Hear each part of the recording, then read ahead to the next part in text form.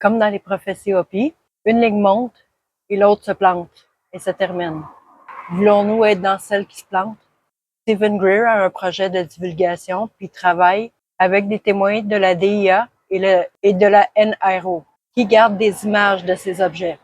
Si on se fait charger 2 milliards pour un bombardier furtif B2, ça aurait coûté probablement 100 millions de dollars à faire. L'argent qui reste va dans le Deep State.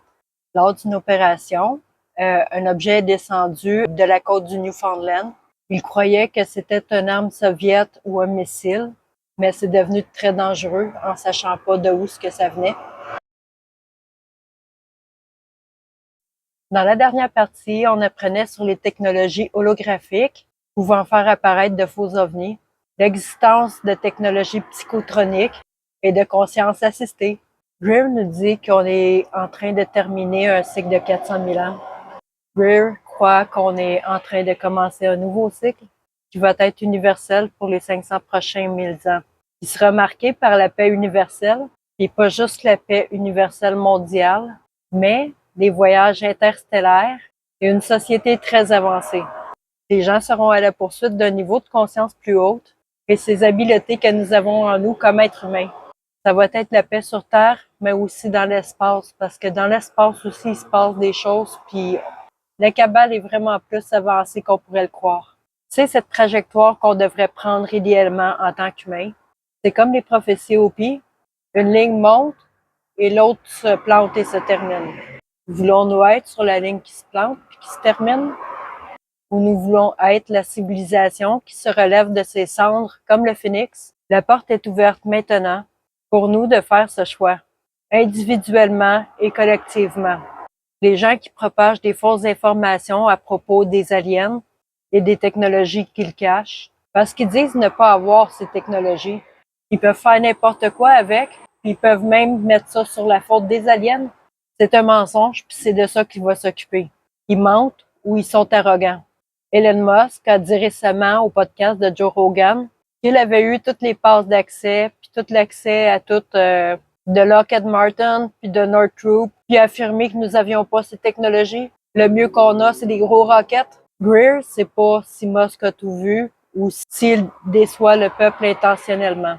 Greer dit qu'il connaît pas Musk du tout, mais dans les années 90, Greer a discuté avec un général, président du SRI, c'est un institut de recherche, et le président de AT&T.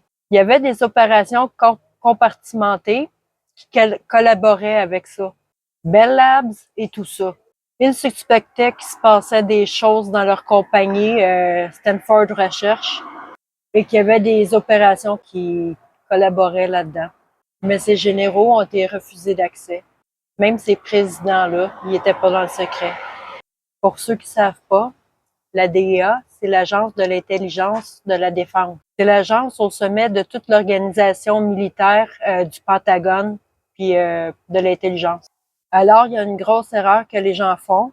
Ah, c'est le président. Ah, c'est un sénateur de l'intelligence. Non. Général Patrick Hughes, un général 3 étoiles, que Greer a débriefé, qui était à la tête de la DIA, l'Agence de l'intelligence de la défense. Greer lui a apporté du matériel à regarder, comme il a fait pour l'amiral Wilson et d'autres. Et aucun n'était au courant de ce qui se passait. Hughes a fait des demandes d'informations à ce sujet, puis il a été balayé. Greer, il y a un projet de divulgation qui travaille avec les témoins de la DIA et de la NRO, qui gardent des images de ces objets.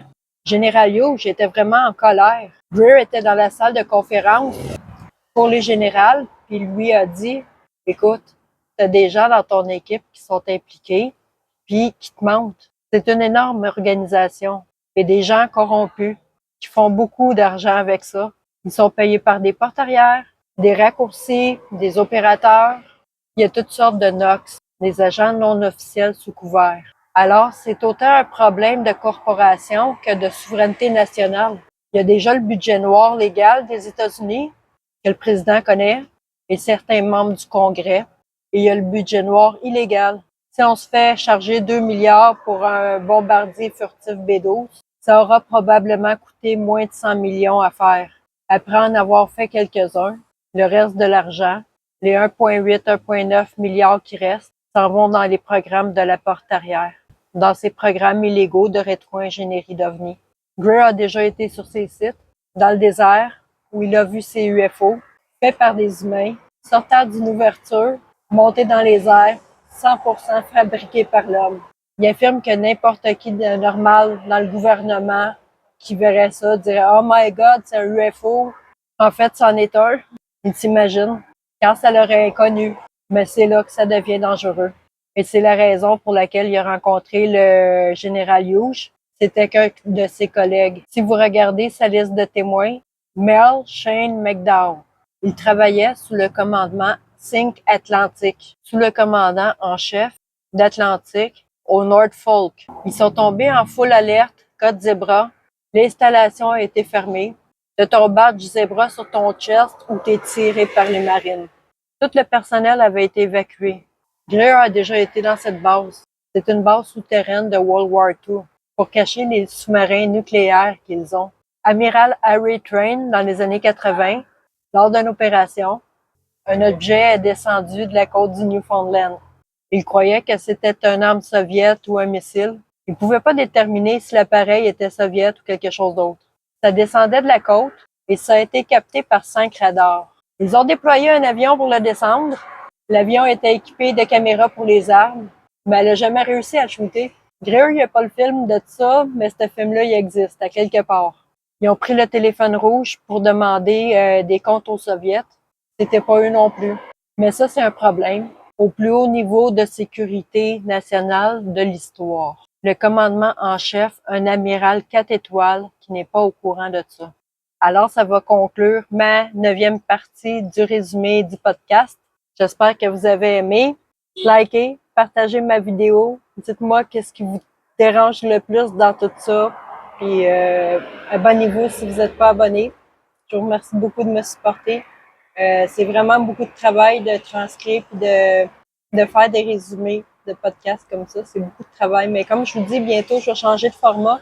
Je vais plutôt m'intéresser aux lanceurs d'alerte direct. Je vais faire des résumés d'environ 10 minutes sur chaque lanceur d'alerte parce qu'il y en a beaucoup à parler. Il y a beaucoup de gens, il y a des journalistes qui sont impliqués, puis là, je découvre qu'il y a même des membres de ces familles-là qui commencent à s'exposer, des membres de la cabale, des gens qui sont rendus adultes maintenant, mais qui ont été enfants dans ce système-là, puis qui ont été aussi abusés, puis qui commencent à dénoncer leur famille, leur propre famille. Fait que ça s'en vient grave.